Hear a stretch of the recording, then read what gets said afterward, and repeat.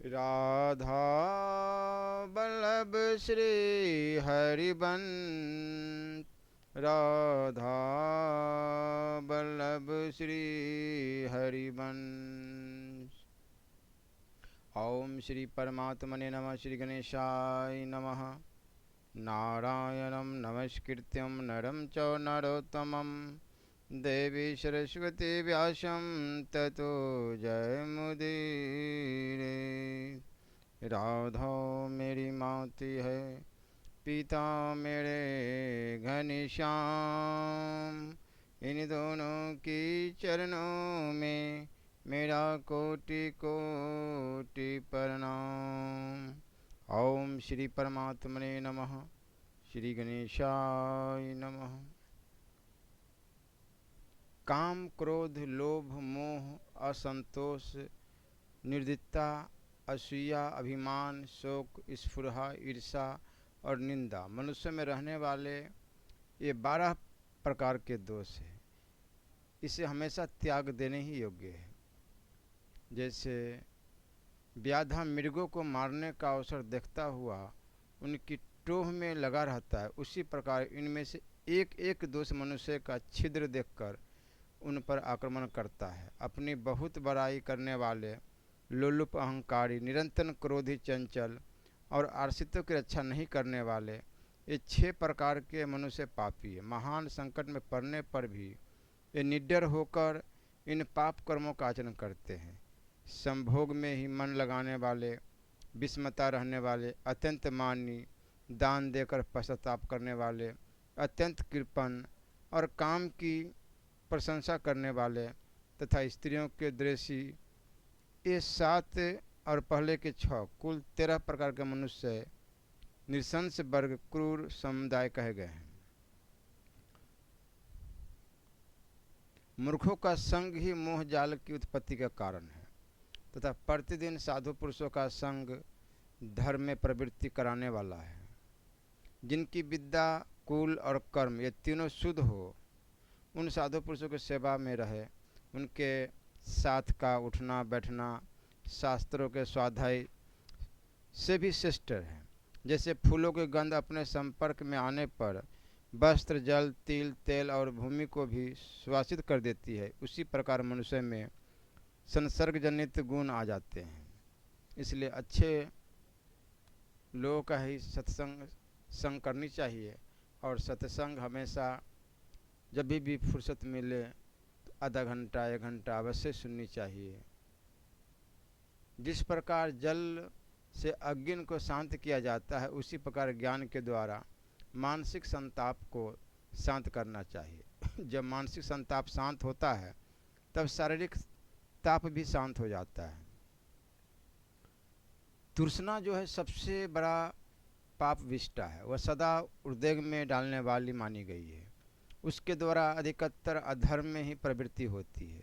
वह अत्यंत भयंकर और पाप कर्मों में ही बांध रखने वाली है।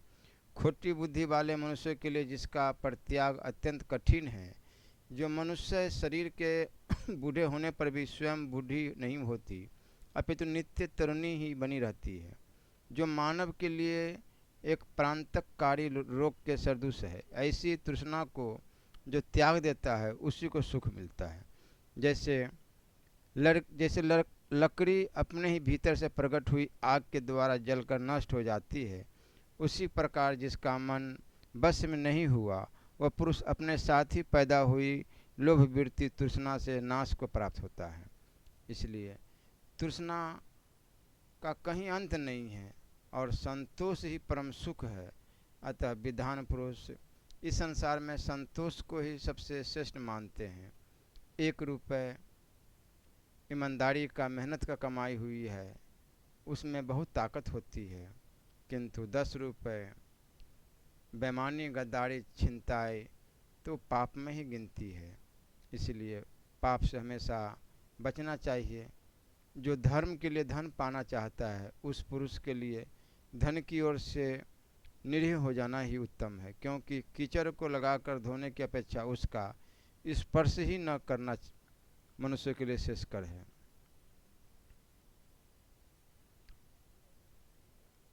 निष्काम भाव से धर्मों का आचरण करने पर भगवत कृपा से प्राप्त हुए भक्ति योग के द्वारा यह देहाभिमान जीव में ही देह के मिथ्या धर्मों की प्रतीति धीरे धीरे निवृत्त हो जाती है। जिस समय समस्त इंद्रियां विषयों से हटकर साक्षी परमात्मा श्री हरि में निश्चल भाव से स्थित हो जाती है, उस समय गाढ़ निद्रा में सोए हुए मनुष्य के समान जीव के राग द्वेष आदि सारे कलेश सर्वथा नष्ट हो जाते हैं। श्री कृष्ण के गुणों का वर्णन और श्रवण अशेष दुख राशि को शांत कर देता है। फिर यदि हमारे हृदय में उनके चरण कमल की रज के सेवन का प्रेम जाग जाए तब तो कहना ही क्या है। इसलिए हर समय मैं तो यही कहता हूँ कि नाम जप से बढ़ के कोई तप तपस्या नहीं है। हर समय यदि हर श्वास में नाम जपा जाए, कर्म करते हुए ही पूजा तपस्या तप सारे कुछ हो जाते हैं। इसलिए कर्म करने के लिए और कर्म बंद करने के लिए मैं नहीं कहता, कर्म करते रहे, कर्म करते हुए जो भी काम रोजी रोजगार है, व्यवसाय है, करते रहे और हर समय नाम जप करे जो भी आपको प्रिय हो।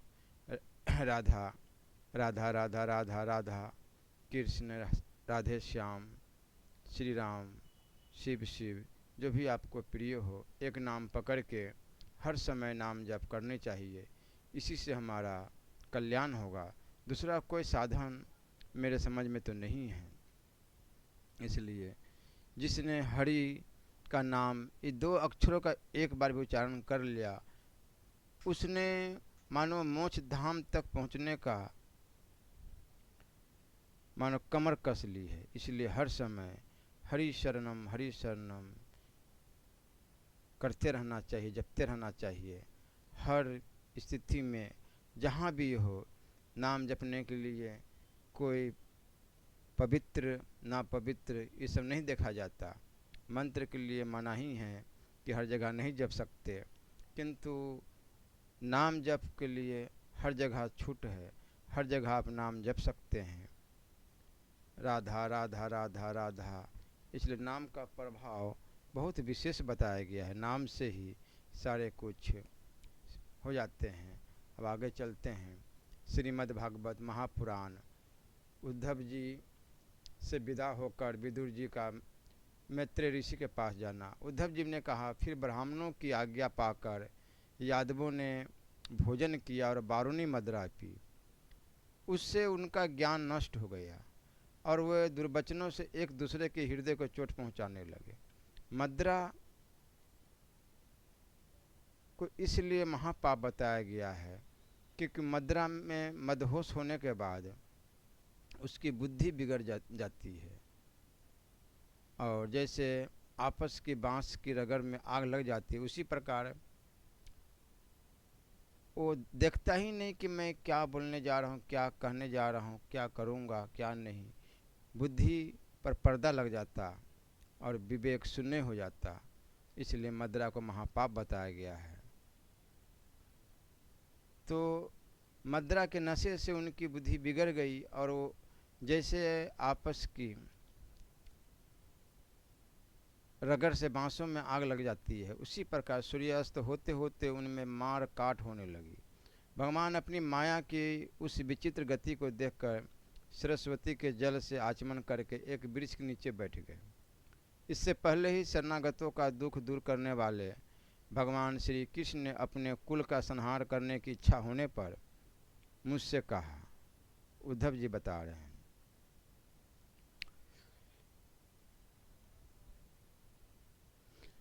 उन्होंने कहा था कि तुम बद्रिका आश्रम चले जाओ। विदुर जी, इससे यद्यपि मैं उनका आशय समझ गया था तो भी स्वामी के चरणों का वियोग न सह सकने के कारण मैं उनके पीछे पीछे प्रभात क्षेत्र में पहुंच गया। वहां मैंने देखा कि जो सबके आश्रय है किंतु जिनका कोई और आश्रय नहीं है, वे प्रियतम प्रभु शोभाधाम श्याम सुंदर सरस्वती के तट पर अकेले ही बैठे हैं। दिव्य विशुद्ध सत्वमय अत्यंत सुंदर श्याम शरीर है, शांति से भरी रत्नारी आंखें हैं, उनकी चार भुजाएं और रेशमी पीताम्बर देखकर मैंने उनको दूर से ही पहचान लिया। वो एक पीपल के छोटे से वृक्ष का सहारा लिए बाईं जांग पर दायां चरण कमल रखे बैठे थे। भोजन पान का त्याग कर देने पर भी वे आनंद से प्रफुल्लित हो रहे थे। इसी समय व्यास जी के प्रिय मित्र परम भागवत सिद्ध मैत्रेय जी लोकों में स्वच्छंद विचरते हुए वहां आ पहुँचे। मैत्रेय मुनि भगवान के अनुरागी भक्त है। आनंद और भक्ति भाव से उनकी गर्दन झुक रही थी। उनके सामने ही श्री हरि ने प्रेम एवं मुस्कान युक्त चितवन से मुझे आनंदित करते हुए कहा। श्री भगवान कहने लगे, मैं तुम्हारी आंतरिक अभिलाषा जानता हूँ, इसलिए मैं तुम्हें वह साधन देता हूँ जो दूसरों के लिए अत्यंत दुर्लभ है। उद्धव, तुम पूर्व जन्म में वसु थे। विश्व की रचना करने वाले प्रजापतियों में और वसुओं के यज्ञ में मुझे पाने की इच्छा से ही तुमने मेरी आराधना की थी। साधु स्वभाव उद्धव, संसार में तुम्हारा यह अंतिम जन्म है, क्योंकि इसमें तुमने मेरा अनुग्रह प्राप्त कर लिया है। अब मैं मृत्यु लोक को छोड़कर अपने धाम में जाना चाहता हूँ। इस समय यहाँ एकांत में तुमने अपनी अनन्य भक्ति के कारण ही मेरा दर्शन पाया है। यह बड़े सौभाग्य की बात है।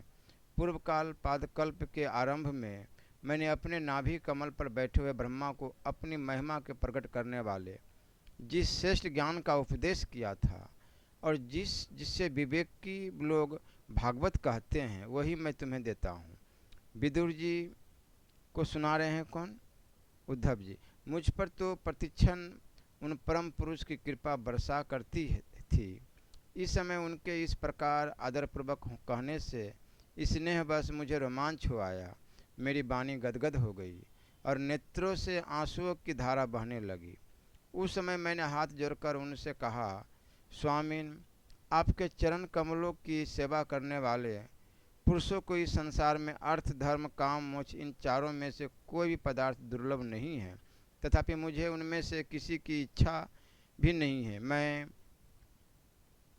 तो केवल आपके चरण कमलों की सेवा के लिए ही लालित रहता हूँ। प्रभु, आप निष्प्रह होकर भी कर्म करते हैं, अजन्मा होकर भी जन्म लेते हैं, काल रूप होकर भी शत्रु के डर से भागते हैं और द्वारका के किले में जाकर छिपे रहते हैं तथा स्वात्मा राम होकर भी 16,000 स्त्रियों के साथ रमन करते हैं। इन विचित्र चरित्रों को देखकर विद्वानों की बुद्धि भी चक्कर में पड़ जाती है। देव, आपका स्वरूप ज्ञान सर्वथा अबाध और अखंड है, फिर भी आप सलाह लेने के लिए मुझे बुलाकर जो भोले मनुष्य की तरह बड़ी सावधानी से मेरी सम्मति पूछा करते थे, प्रभु आपकी वह लीला मेरे मन को मोहित सा कर देती है। स्वामिन, आपने स्वरूप का गुण रहस्य प्रकट करने वाला जो श्रेष्ठ एवं समग्र ज्ञान आपने ब्रह्मा जी को बतलाया था, वह यदि मेरे समझने योग्य हो तो मुझे भी सुनाइए, जिससे मैं भी इस संसार दुख को सुगमता से पार कर जाऊं। जब मैंने इस प्रकार अपने हृदय का भाव निवेदित किया, तब परम पुरुष कमल नयन भगवान श्री कृष्ण ने मुझे अपने स्वरूप की परम स्थिति का उपदेश दिया। इस प्रकार पूज्यपाद श्री कृष्ण से आत्म तत्व की उपलब्धि का साधन सुनकर तथा उन प्रभु के चरणों की वंदना और परिक्रमा करके मैं यहाँ आया हूँ। इस समय उनके विरह से मेरा चित्त अत्यंत व्याकुल हो रहा है। विदुर जी, पहले तो उनके दर्शन पाकर मुझे आनंद हुआ था, किंतु अब तो मेरे हृदय को उनकी विरह व्यथा अत्यंत पीड़ित कर रही है। अब मैं उनके प्रिय क्षेत्र बद्रिका आश्रम को जा रहा हूँ, जहाँ भगवान श्री नारायण देव और नर ये दोनों ऋषि लोगों पर अनुग्रह करने के लिए दीर्घकालीन सौम्य दूसरों को सुख पहुँचाने वाली एवं कठिन तपस्या कर रहे हैं। श्री सुखदेव जी महाराज कहते हैं, इस प्रकार उद्धव जी के मुख से अपने प्रिय बंधुओं के विनाश का असहन समाचार सुनकर परम ज्ञानी विदुर जी को जो शोक उत्पन्न हुआ, उसे उन्होंने ज्ञान द्वारा शांत कर दिया।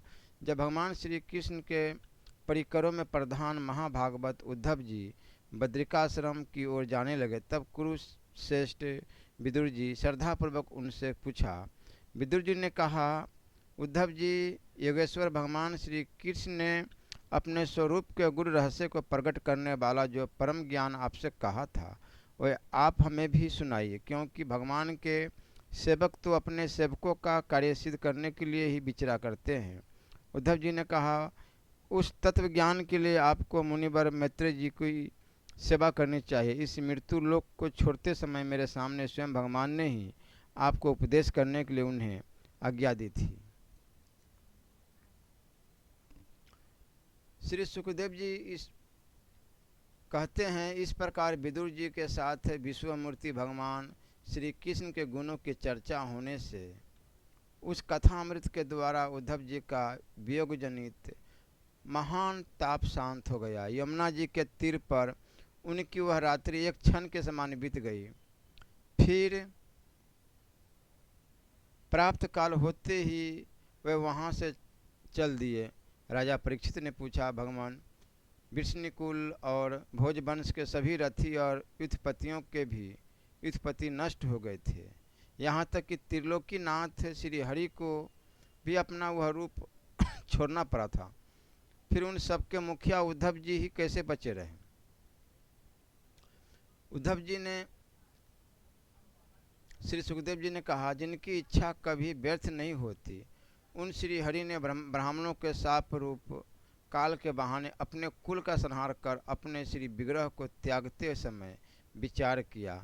अब इस लोक में मेरे चले जाने पर स्वयं शिरोमणि उद्धव ही मेरे ज्ञान को ग्रहण करने के सच्चे अधिकारी है। उद्धव मुझसे अनुमात्र भी कम नहीं है, क्योंकि वे आत्मजयी है, विषयों से कभी विचलित नहीं हुए। अतः लोगों को मेरे ज्ञान की शिक्षा देते हुए वो यहीं रहे। वेदों के मूल कारण जगत गुरु श्री कृष्ण के इस प्रकार आज्ञा देने पर उद्धव जी बद्रिकाश्रम में जाकर समाधि योग द्वारा श्री हरि की आराधना करने लगे। कुरुश्रेष्ठ परीक्षित, परमात्मा श्री कृष्ण ने लीला से ही अपना श्री विग्रह प्रकट किया था और लीला से ही उसे अंतर्ध्यान भी कर दिया। उनका वह अंतर्ध्यान होना भी धीर पुरुषों का उत्साह बढ़ाने वाला तथा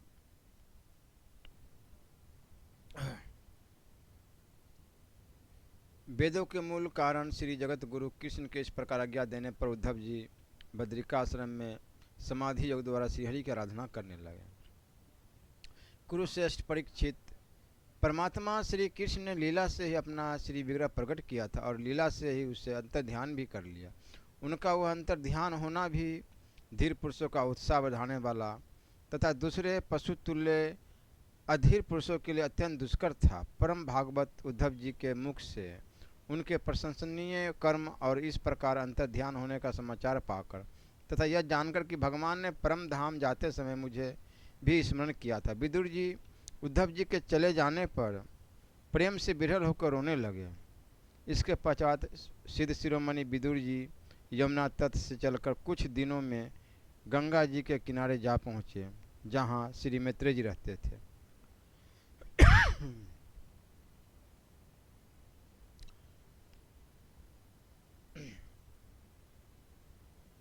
श्री सुखदेव जी कहते हैं, परम ज्ञानी मैत्रेय मुनि हरिद्वार क्षेत्र में विराजमान थे। भगवत भक्ति से शुद्ध हुए हृदय वाले विदुर जी उनके पास जा पहुँचे और उनके साधु स्वभाव से अत्यायित होकर उन्होंने पूछा। विदुर जी ने कहा, भगवान, संसार में सब लोग सुख के लिए कर्म करते हैं, परंतु उनसे न तो उन्हें सुख ही मिलता है और न दुख ही दूर होता है, बल्कि उससे भी उनके दुख की वृद्धि ही होती है। अतः इस विषय में क्या करना उचित है, यह आप मुझे कृपा करके बतलाइए। जो लोग दुर्भाग्यवश भगवान श्री कृष्ण से बेमुख, अधर्मपरायण और अत्यंत दुखी है, उन पर कृपा करने के लिए ही आप जैसे भाग्यशाली भगवत भक्त संसार में विचरा करते हैं। साधु शिरोमणि, आप मुझे उस शांतिप्रद साधन का उपदेश दीजिए जिसके अनुसार आराधना करने से भगवान अपने भक्तों के भक्तिपूत हृदय में आकर विराजमान हो जाते हैं और अपने स्वरूप का अप्रोच अनुभव कराने वाला सनातन ज्ञान प्रदान करते हैं। त्रिलोकी के नियंता और परम स्वतंत्र श्री हरि अवतार लेकर जो लीलाएं करते हैं, जिस प्रकार अकर्ता होकर भी उन्होंने कल्प के आरंभ में इस सृष्टि की रचना की, जिस प्रकार इसे स्थापित कर वे जगत के जीवों की जीविका का विधान करते हैं, फिर जिस प्रकार इसे अपने हृदयाकाश में लीन कर वृत्ति शून्य हो योग माया का आश्रय लेकर शयन करते हैं, और जिस प्रकार वे योगेश्वर प्रभु एक होने पर भी इस ब्रह्मांड में अंतर्यामी रूप से अनुप्रविष्ट होकर अनेकों रूपों में प्रकट होते हैं, वह सब रहस्य आप हमें समझाइए। ब्राह्मण गौ और देवताओं के कल्याण के लिए जो अनेकों अवतार धारण करके लीला से ही नाना प्रकार के दिव्य कर्म करते हैं, वह भी हमें सुनाइए। यशवियों के मुकुटमणि श्री हरि के लीला अमृत का पान करते करते हमारा मन तृप्त नहीं होता। हमें यह भी सुनाइए कि उन समस्त लोकपतियों के स्वामी श्री हरि ने इन लोकों और लोकपालों और लोकालोक पर्वत से बाहर के भागों को, जिनमें ये सब प्रकार के प्राणियों के अधिकारानुसार भिन्न भिन्न भेद प्रतीत विश्वकर्ता स्वयंभू श्री नारायण ने अपनी प्रजा के स्वभाव कर्म रूप और नामों के भेद की किस प्रकार रचना की। भगवान, मैंने श्री वेद व्यास जी के मुख से ऊंच नीच वर्णों के धर्म तो कई बार सुने, किंतु अब श्री कृष्ण कथामृत के प्रवाह को छोड़कर अन्य स्वकल्प सुखदायक धर्मों से मेरा चित्त उब गया है। उन तीर्थपाद श्री हरि के गुणानुवाद से तृप्त हो भी कौन सकता है। उनका तो नारदादि महात्मा गण भी आप जैसे साधुओं के समाज में कीर्तन करते हैं, तथा जब ये मनुष्य के कर्णरंध्रों में प्रवेश करते हैं तब उनकी संसार चक्र में डालने वाली घर गृहस्थी की आसक्ति को काट डालते। भगवान, आपके सुख सखा मुनिवर कृष्ण द्रपायन जी ने भी भगवान के गुणों का वर्णन करने की इच्छा से ही महाभारत की रचना की। उसमें भी विषय सुखों का उल्लेख करते हुए मनुष्य की बुद्धि को भगवान की कथाओं की ओर लगाने का ही प्रयत्न किया गया है। यह भगवत कथा की रुचि श्रद्धालु पुरुष के हृदय में जब बढ़ने लगती है तब अन्य विषयों से उसे विरक्त कर देती है और भगवत चरणों के निरंतर चिंतन से आनंद मग्न हो जाता है और उस पुरुष के सभी दुखों का तत्काल अंत हो जाता है। मुझे तो उन सोचनियों के भी सोचनीय अज्ञानी पुरुषों के लिए निरंतर खेद रहता है जो अपने पिछले पापों के कारण श्री हरि की कथाओं से बेमुख रहते हैं। हाय काल भगवान उनके अमूल्य जीवन को काट रहे हैं और वे वाणी देह और मन से व्यर्थ वाद विवाद, व्यर्थ चेष्टा और व्यर्थ चिंतन में लगे रहते हैं। मैत्रेय जी, आप दिनों पर दया करने वाले हैं, अतः भौरा जैसे फूलों में से रस निकाल लेता है, उसी प्रकार इन लौकिक कथाओं में से इनकी सारभूता परम कल्याणकारी पवित्र कीर्ति श्री हरि की कथाएं छांट कर हमारे कल्याण के लिए सुनाइए। उन सर्वेश्वर ने संसार की उत्पत्ति स्थिति और संहार करने के लिए अपनी माया शक्ति को स्वीकार कर राम कृष्ण आदि अवतारों के द्वारा जो अनेकों अलौकिक लीलाएं की है वह सब मुझे सुनाए। श्री सुखदेव जी महाराज कहते हैं, जब विदुर जी ने जीवों के कल्याण के लिए इस प्रकार प्रश्न किया तब तो मुनिश्रेष्ठ भगवान मैत्रेय जी ने उनकी बहुत बड़ाई करते हुए यूँ कहा। श्री मैत्रेय जी बोले, साधु स्वभाव विदुर जी, आपने जब जीवों पर अत्यंत अनुग्रह करके यह बड़ी अच्छी बात पूछी है। आपका चित्त तो सर्वथा श्री भगवान में ही लगा रहता है, तथापि इससे संसार में भी आपका बहुत सुयश फैलेगा। आप श्री व्यास जी के औरस पुत्र है, इसलिए आपके लिए यह कोई बड़ी बात नहीं है कि आप अनन्य भाव से सर्वेश्वर श्री हरि के ही आश्रित हो गए हैं। आप प्रजा को दंड देने वाले भगवान यम ही हैं। मांडुक्य ऋषि का शाप होने के कारण ही आपने श्री व्यास जी के वीर्य से उनके भाई विचित्र वीर्य की भोग पत्नी दासी के गर्भ से जन्म लिया है। आप सर्वदा ही श्री भगवान और उनके भक्तों को अत्यंत प्रिय हैं, इसलिए भगवान निज धाम पधारते समय मुझे आपको ज्ञानोपदेश करने की आज्ञा दे गए हैं। इसलिए अब मैं जगत की उत्पत्ति स्थिति और लय के लिए योग माया के द्वारा विस्तारित हुई भगवान की विभिन्न लीलाओं का कर्मश वर्णन करता हूँ। सृष्टि रचना के पूर्व समस्त आत्माओं के आत्मा एक पूर्ण परमात्मा ही थे, न दृष्टा था न दृश्य सृष्टि काल में अनेक वृत्तियों के भेद से जो अनेकता दिखाई पड़ती है वह भी वही थे, क्योंकि उनकी इच्छा अकेले रहने की थी। वही दृष्टा होकर देखने लगे, परंतु उन्हें दृश्य दिखाई न पड़ा, क्योंकि उस समय वही अद्वितीय रूप से प्रकाशित हो रहे थे। ऐसी अवस्था में वे अपने को असत के समान समझने लगे। वस्तुतः वे असत नहीं थे, क्योंकि उनकी शक्तियाँ ही सोई हुई थी, उनके ज्ञान का लोप नहीं हुआ था।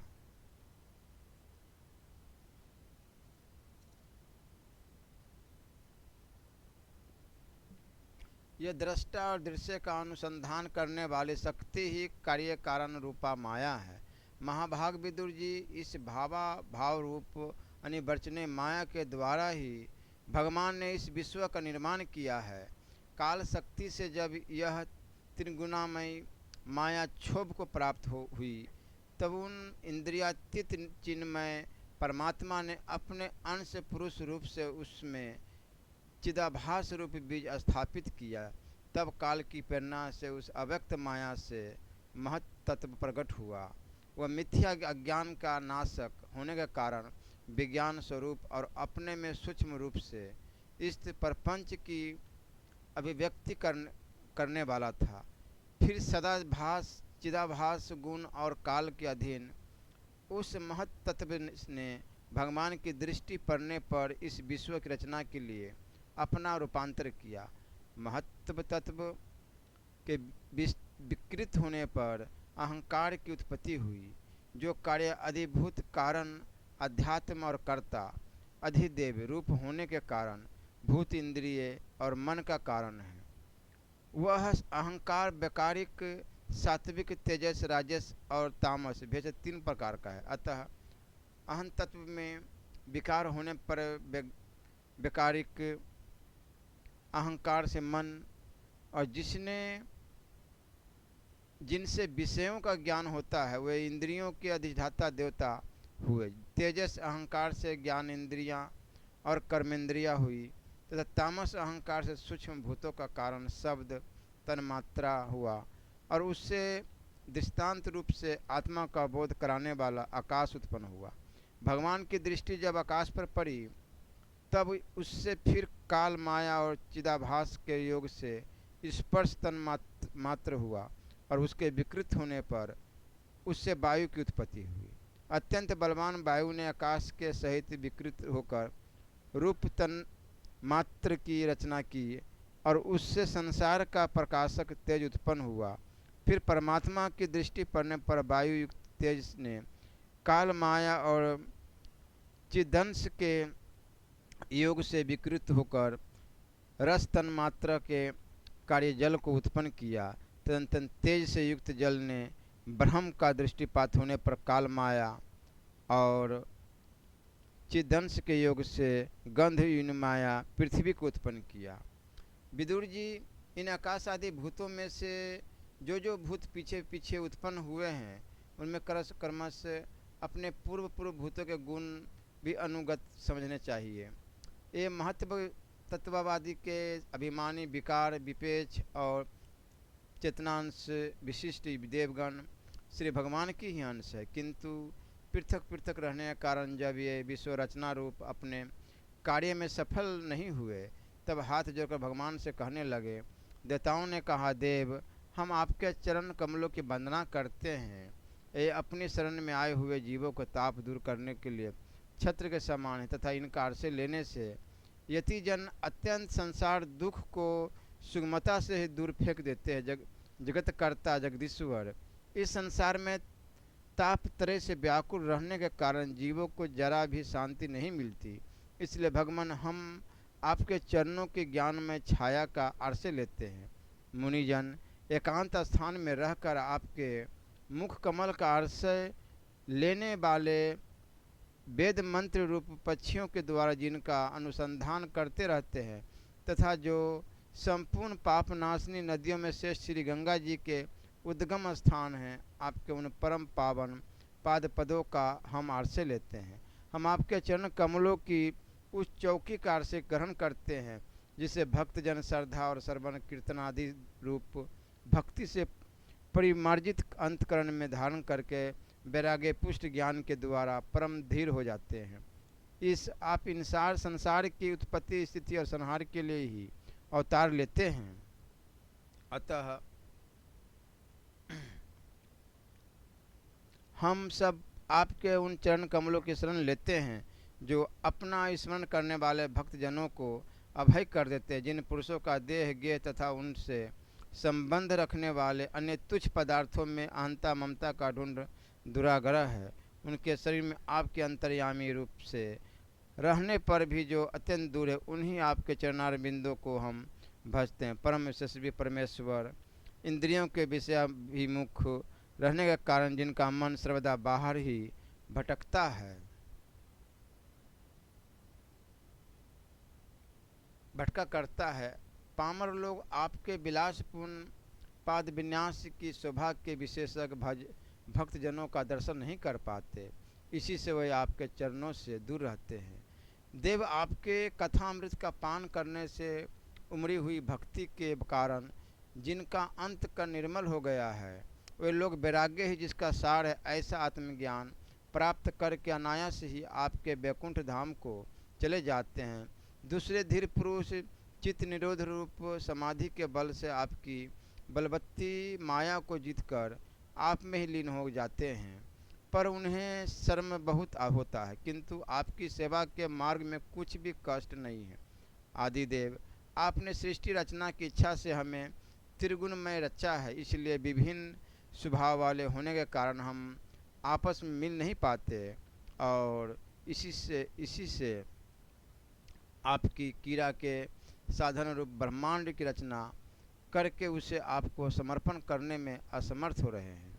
अतः जन्म रहित भगवान, जिससे हम ब्रह्मांड रचकर आपको सब प्रकार के भोग समय पर समर्पण कर सके और जहाँ इष्ट होकर हम भी अपनी योग्यता के अनुसार अन्न ग्रहण कर सके, तथा ये सब जीव भी सब प्रकार की विघ्न बाधाओं से दूर रहकर हम और आप दोनों को भोग समर्पण करते हुए अपना अपना अन्न भक्षण कर सके, ऐसा कोई उपाय कीजिए।